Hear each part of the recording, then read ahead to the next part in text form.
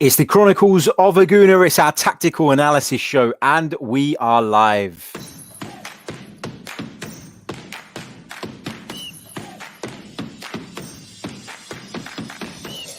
You're listening to the Chronicles of a Gooner, the Arsenal podcast. I'm Martin Tyler, and you're listening to Harry Symeou.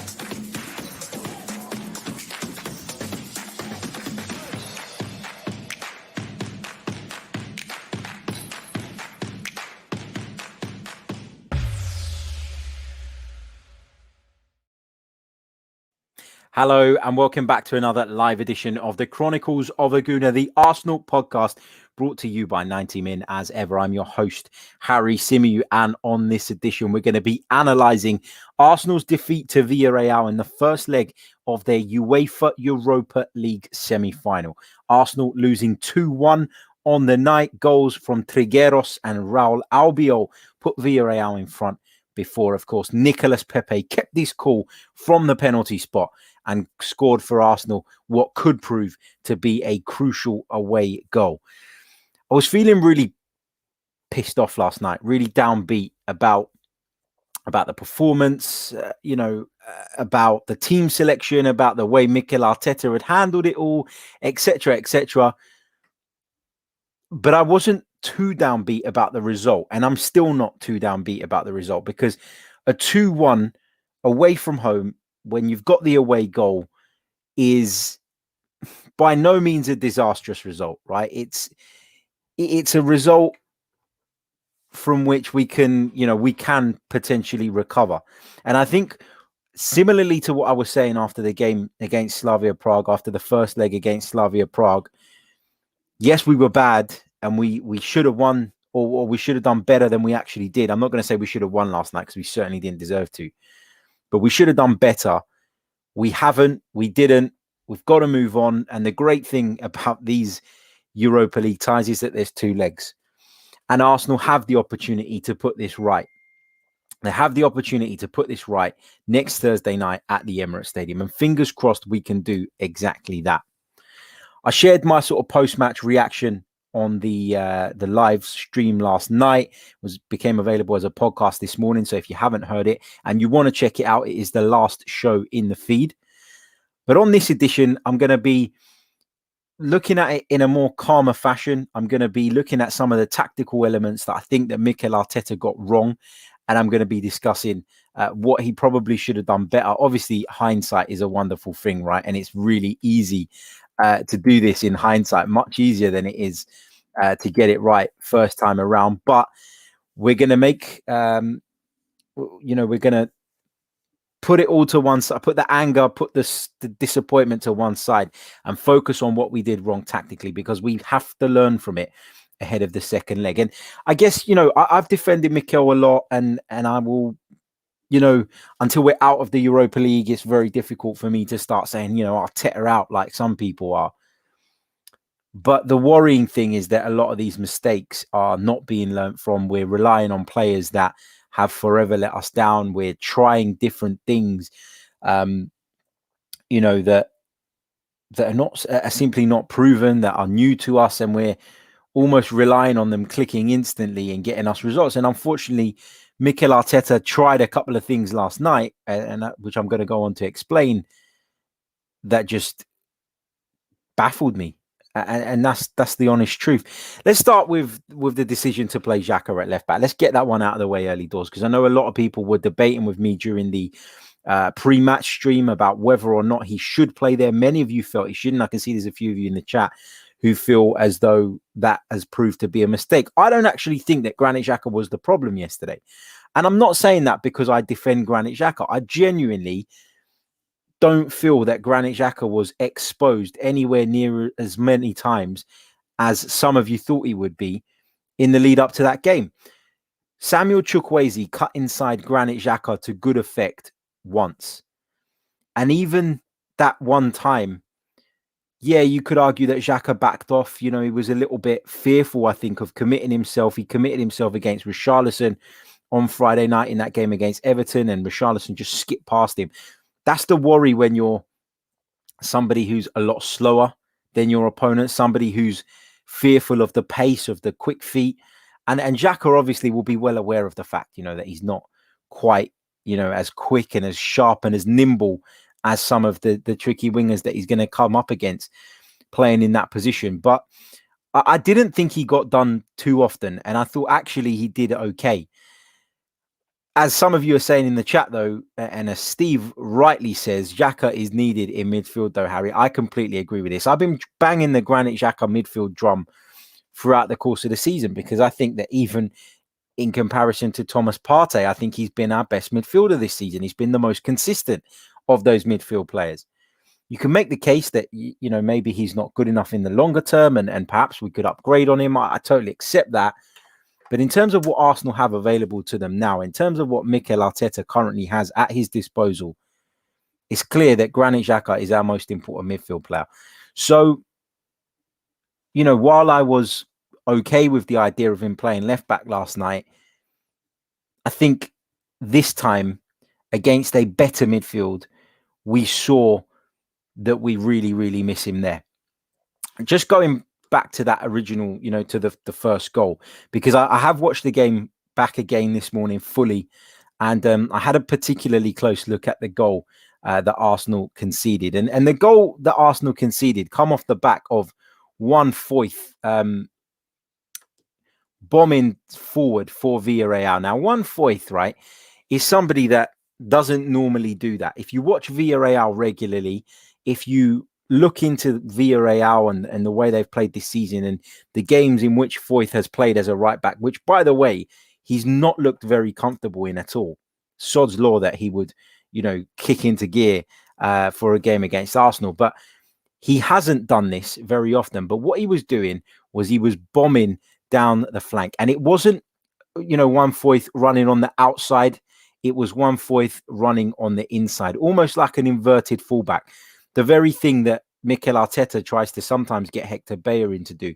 But what was happening as a result of Granit Xhaka's reluctance to squeeze up, because naturally he doesn't have the pace that some of the other players do when they're playing that left back. He was fearful of that pace of Chukwueze and he didn't want to push up. He wanted to stay close and compact to the back four.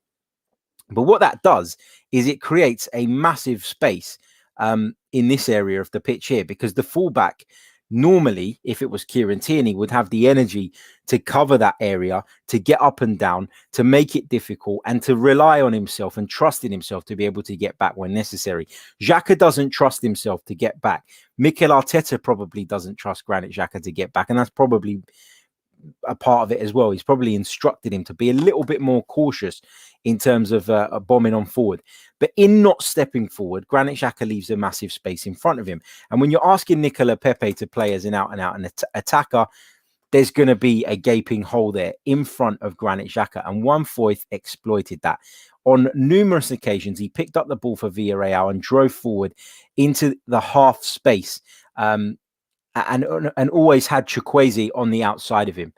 And that was what they did. One Foyth drove forward, played the ball to his right to Chukwueze on the outside, and Chukwueze, having stepped inside Granit Xhaka like he did once he got inside the penalty area, he gets into a position just inside the box. Xhaka stands him up, probably backs off a little bit too much.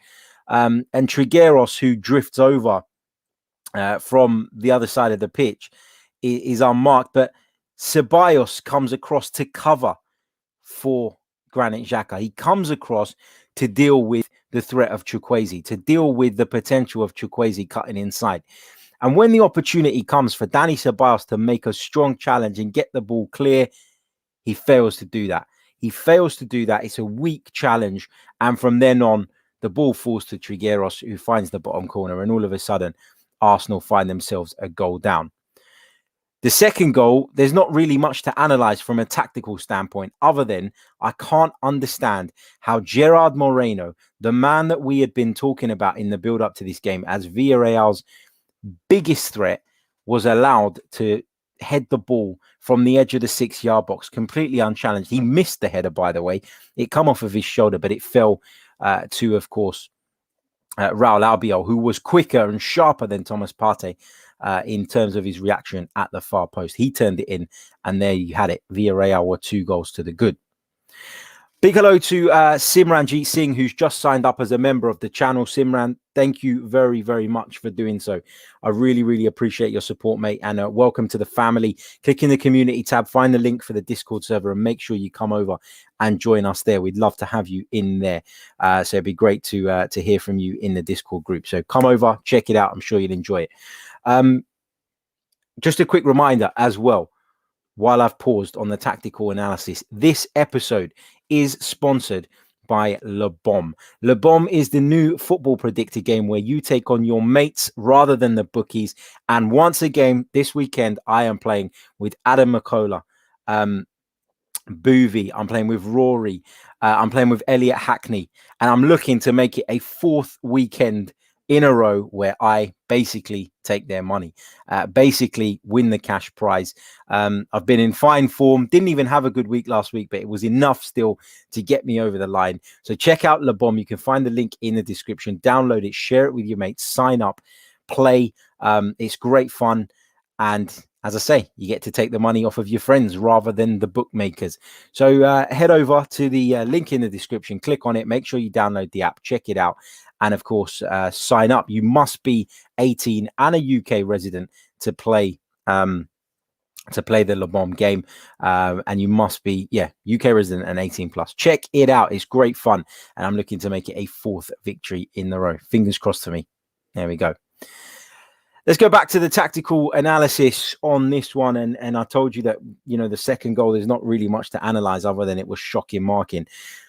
But Arsenal did improve in the second half, albeit not enough, really. When we look at it in the cold light of day, you can say that we were better, than we were in the first half. But that wasn't hard, were we? It was a really disappointing and frustrating first 45 minutes for Arsenal. So what changed in the second half? Well, actually, I think Unai Emery did a classic Unai Emery. And Unai Emery withdrew Paco Alcácer at halftime. Now, I don't know for sure if it was due to the forward picking up an injury or whatever the reason was for him doing that. But in taking Paco Alcácer off, he replaced him with Francis Coquelin, a defensive midfielder. So Unai Emery taking off one of his strikers to replace him with Francis Coquelin, a defensive-minded midfield player, was just classic Unai Emery for me. It was the move of someone who was fearful of his opponent. And actually,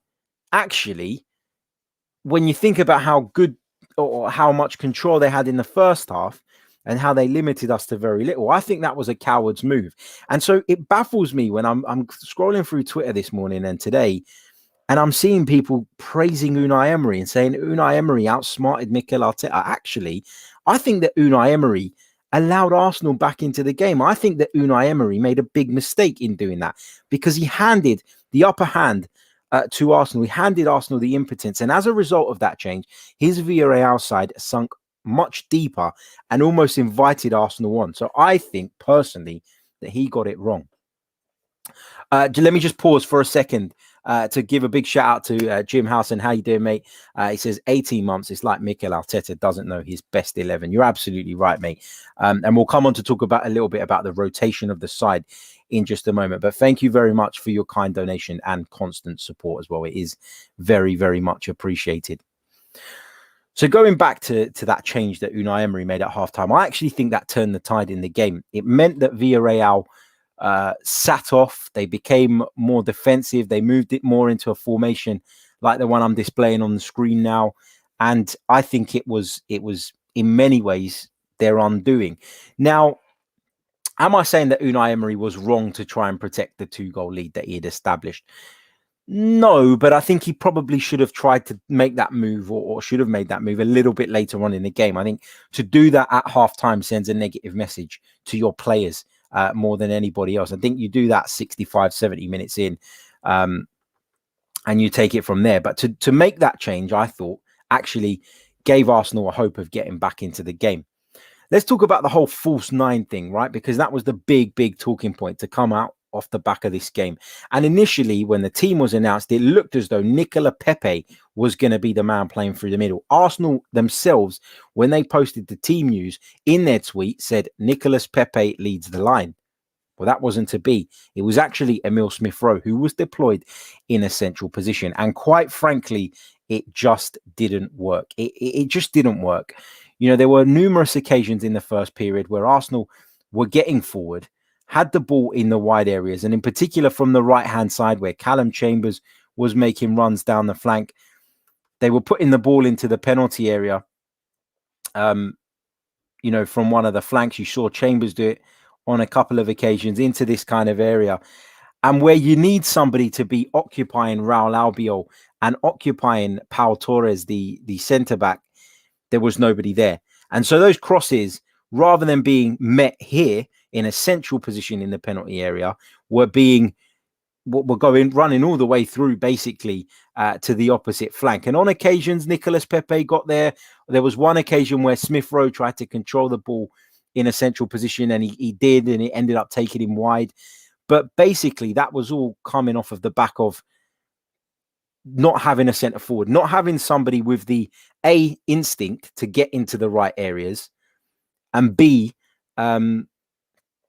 B, to basically take advantage of those scenarios, to occupy the centre halves, to give them something to think about. Albiol and Pau Torres, all they had to do was look in front of them. Nobody ever threatened to run in behind them. Nobody threatened to get in between them and cause confusion. Everything was in front of them, and therefore it was really, really easy to defend against. And they were really, really comfortable as a result of that. So, yeah, I mean, I genuinely think that the decision to play without a centre forward was a baffling one, and it was the wrong one. And it was the wrong one, not just from an attacking standpoint, right? It was the wrong one because it allowed Villarreal, it allowed Raul Albiol, an essential defensive partner, to receive the ball from their goalkeeper unchallenged time and time again. We know from when Unai Emery was Arsenal boss that he is obsessed with playing out from the back. He wants his centre-backs to spread open. He wants them to receive the ball from the goalkeeper. And that is how his team builds up play. And if you look at how the first goal came about, if you watch it back, you'll see that the ball comes from Geronimo Rulli. His centre-halves pull wide. Danny Parejo drops in the hole. He plays the ball into Danny Parejo, and with one touch around the corner, he plays the ball into the path of Juan Foyth, who then carries the ball forward. And obviously that leads to the first goal. So for me, you are not only giving up what it brings to you in attack by playing without a centre forward, and you're not only giving up the possibility of a player arriving in the right areas at the right time, you're not only allowing the centre-halves to have an easy ride and basically a night off because they're not having to ever worry about what goes in behind them. They're not ever having to worry about somebody taking up position in between them and passing on the man to their partner, etc., etc. All you're doing is you're saying to them, well, we're going to play in front of you and we might make runs into the box, but, you know, you're going to have a relatively easy night. Now, playing a false nine system can work, right? Manchester City do it to brilliant effect, but that's Manchester City. And to think that Arsenal were going to be able to pull that off anywhere near as effectively as Manchester City do it, I think was arrogant from Mikel Arteta. Honestly, I think it screams arrogance. And, you know, people joke about Mikel Arteta, you know, really sort of modeling himself on Pep Guardiola. And the fact that obviously the pair have worked together and that's led to Mikel Arteta taking a lot of his ideas. Well, now he dresses the same, he talks the same, and he's trying to apply the same tactics. Problem is, we don't have the players to do it.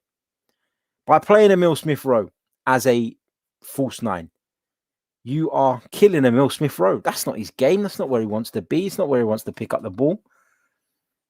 I think, you know, Nicolas Pepe was wasted out on the left-hand side. Our only real goal threat pushed out onto the left-hand side. And that's fine if you've got a centre forward for him to link up with and come in field, you know, to support. But when you've got Emil Smith-Rowe in that position, and it's not a dig at Emil Smith-Rowe by any means, because this is not his position, and we have to accept that and we have to understand that. But the whole decision was just bonkers for me.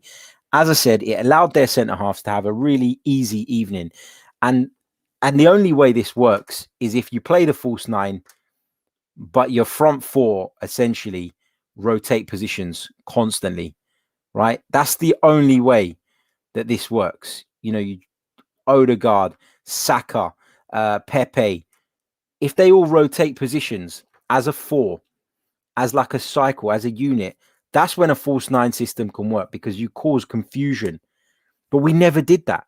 You never saw Nicolas Pepe come in from the left-hand side and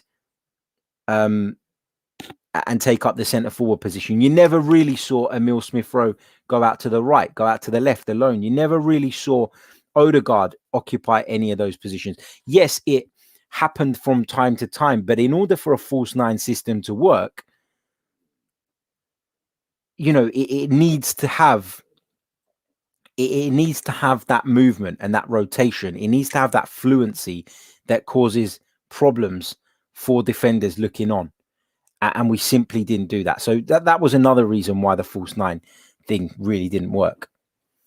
Just going back to Arsenal's sort of initial setup, if I just reset this for those of you watching us on YouTube at the moment. Big hello to those of you, of course, listening via the audio platforms as well. If you prefer to come over to YouTube so you can see the visuals that I'm using to explain my points, then feel free to do so.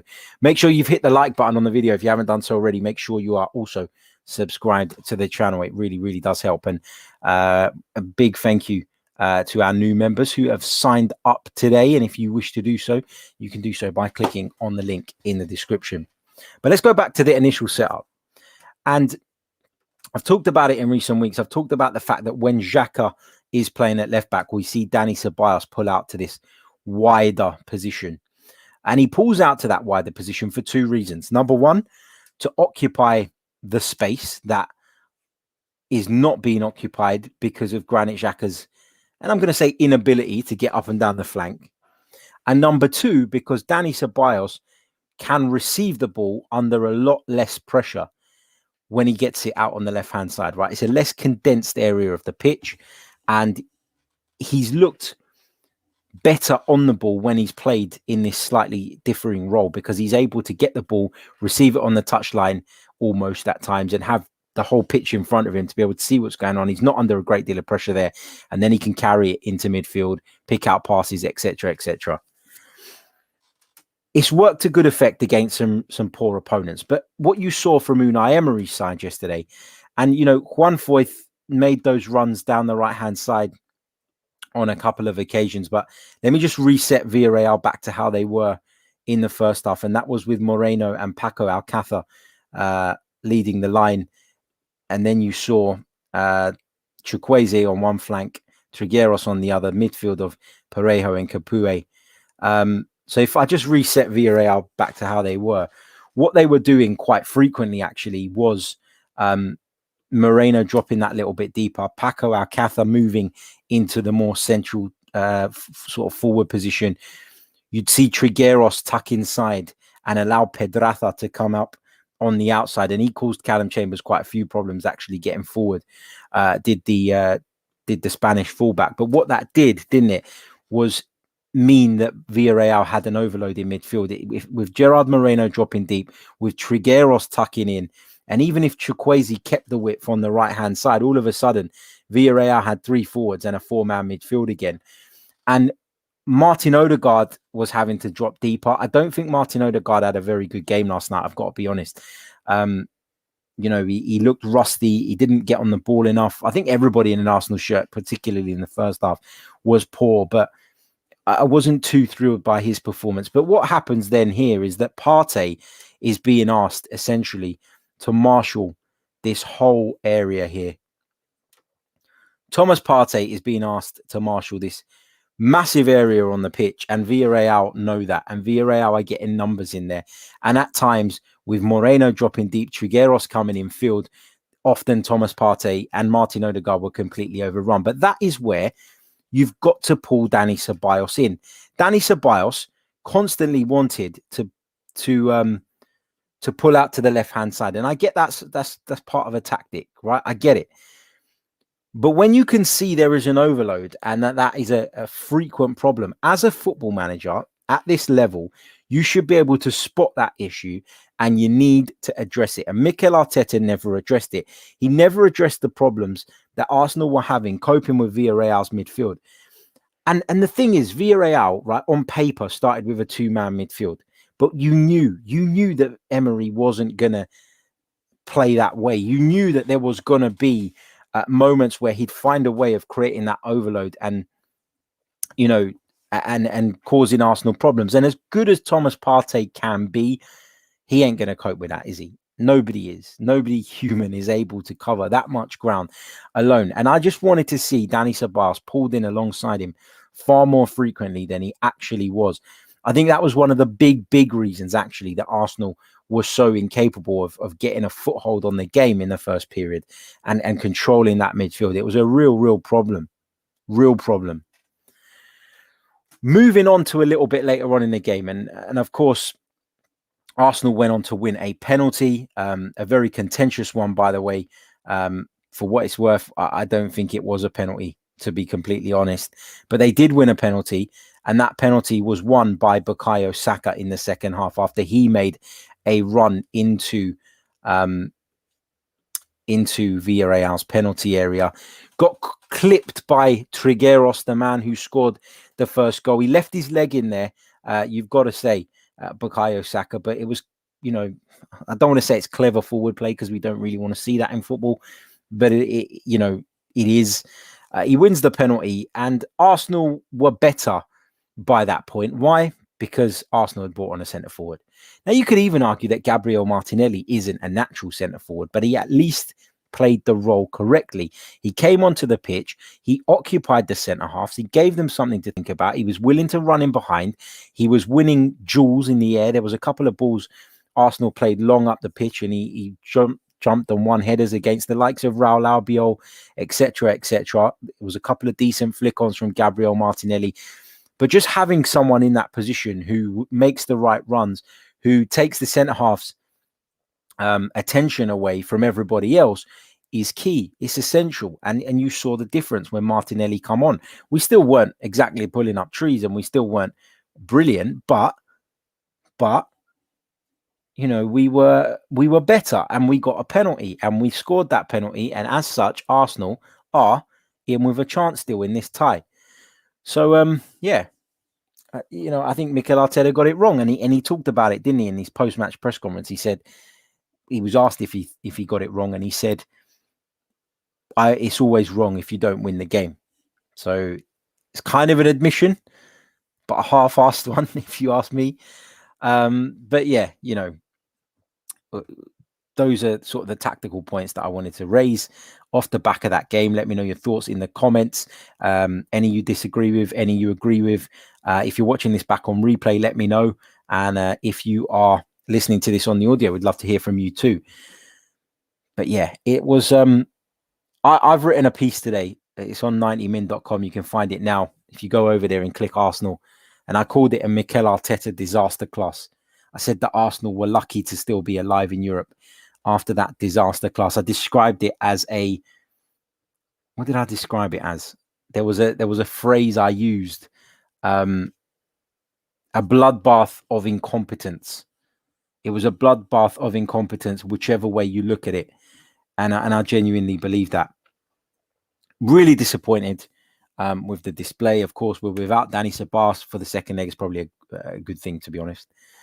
Because it's like, as I said last night, it's like he's on this crusade to get us knocked out of the Europa League. So many mistakes, so many errors. For what it's worth, I feel it was harsh. The second yellow card, the actual offence for which he was shown a second yellow card, it, you know, was soft and it felt a little bit harsh. But you could see it coming. Mikel Arteta defended himself in the press conference and said he was preparing the substitution. But obviously he didn't do it quick enough. It was coming. It was coming indeed. But as I said on the reaction shows, there's still another half of this tie remaining.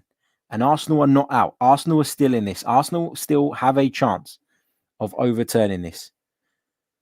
So be disappointed with what we saw on Thursday night. Be frustrated make your feelings known, make your feelings clear. But in terms of our complete judgment, we've got to save it until Thursday, haven't we? I honestly don't care about Sunday's game, which sounds terrible when you look at where Arsenal are in the league. You know, it sounds pathetic to think that I'm looking at that and I'm not really bothered about whether or not we improved that. But it just feels like so, insignificant, because it's all about Thursday for me. And it's all about Thursday for so many reasons. It's about Thursday for the immediate future of the club. Will we get back, or do we have a chance at least of getting back in the Champions League? Can we at least get to a European final? Or will this season blow up in our face? And will a mid-table finish be accompanied by a disappointing, incredibly disappointing semi-final defeat against Villarreal? Let's see. Only time is going to tell. Big thank you to every single one of you for tuning in. Don't forget to check out the Le Bomb app. You will find the link to download it in the description. I'd love for you guys to download it. Take on your mates. I promise you won't regret it. It's great fun. Check it out. Like the video. Subscribe to the channel if you're new. If you wish to become a member, all you need to do is click on that link in the description. Big welcome to our members who have signed up today. Hope to see you in the Discord server very, very soon. And don't forget, later on, we've got a bit of content that's a little bit different. Starting a new series where I'm going to be interviewing people from the sports media world, people that I've been lucky enough to work with for the most part, or at least at the beginning anyway, talking about their journeys into the business. I know it's something that loads of people aspire to do. So how did these people get there? And I was joined on the first edition by boxing presenter and former reality TV star, Ali Drew. She's absolutely fantastic. Lovely girl. Check it out. And she talks about her experiences. And that video is premiering at 4 p.m. right here on the YouTube channel. And of course, you can download it in podcast format from the same time. And Newcastle preview will be with you first thing tomorrow morning. That's Saturday morning. So keep your eyes peeled for that as well.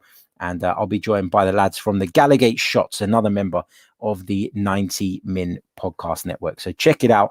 And I look forward to catching you all very, very soon. Until next time, take care.